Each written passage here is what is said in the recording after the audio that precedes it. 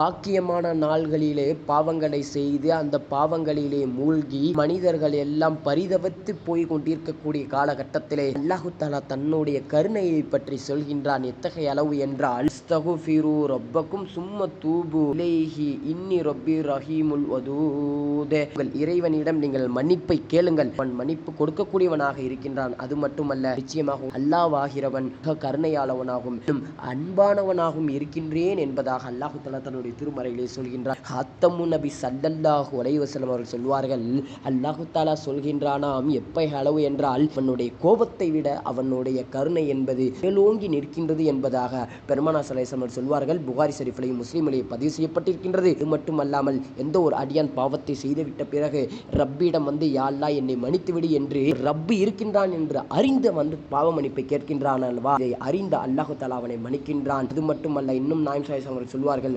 ஒட்டகம் பாலைவனத்தில் காணாமல் போயினால் திரும்பி கிடைத்தால் எனக்கு எப்படி சந்தோஷப்படுவானோ அதே போன்று ரப்பு தௌபா கேட்கக்கூடிய தன்னுடைய அடியார்களை கண்டு சந்தோஷப்படுகின்றான்.